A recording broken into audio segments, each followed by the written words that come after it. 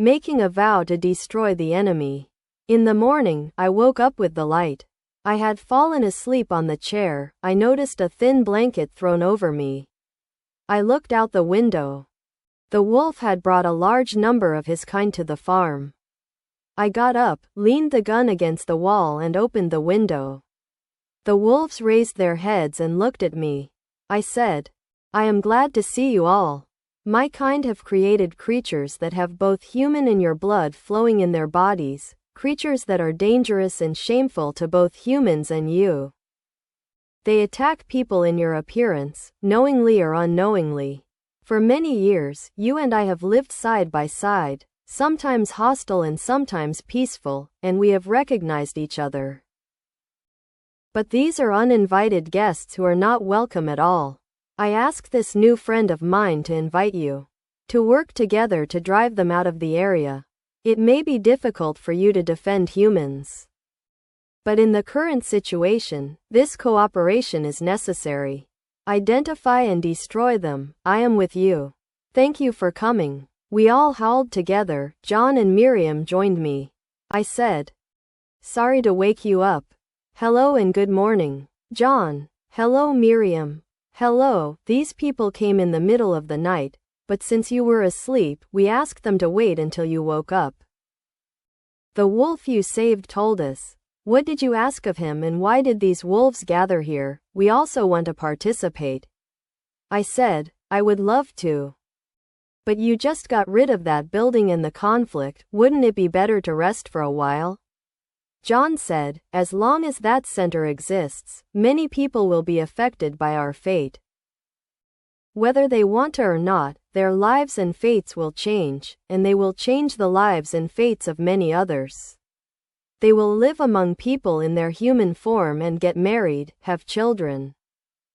Many of them will use or abuse the power they have gained for their own purposes. If a child finds out that their father or mother or both are not human, or if others find out, life will become hell for them, or they will resort to violence or isolation, and if they themselves become like their parents, a disaster will be created.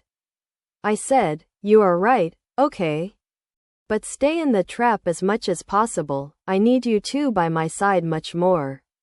Miriam said, breakfast is ready, we better go. As the sun rose, the wolves returned to the mountains. And Miriam and John went to have breakfast. Before going to the office, I asked them to come with me. We went to the garage that was located in a corner of the farm. I said, wait a few minutes. I entered the garage. I pulled the cloth off the car. I opened the garage doors and took the car out. I got out and said, I hope you know how to drive. This Chevrolet pickup truck has been lying here for a long time. At your disposal, you can take it to the city. Then I took out a wad of bills and continued, this is for whatever you want. I don't like it, no, I don't want to hear it. What were you doing before you were taken to that lab? John answered, I worked for a computer company. Miriam said, I had a gift shop. I said, I'll leave it to Julian to find you a shop and John a company. John, thank you very much, but I would like to go away and work for ourselves. I replied, okay. So do you agree to take over the shop? They both nodded. I said, good. Another thing I would like you to learn shooting, because a lot of the work is secret. When we went to the forest and to the werewolves, I want you to be in human and half-wolf form as much as possible, so that you can talk, drive and shoot, once in full form. We should try the wireless headphones. Since you can't talk and we might get separated, at least you have my voice and we can meet each other in suitable places. I said, okay John, thank you. I said, please, now if you would like to follow me to the city in this car, learn the route and see the city.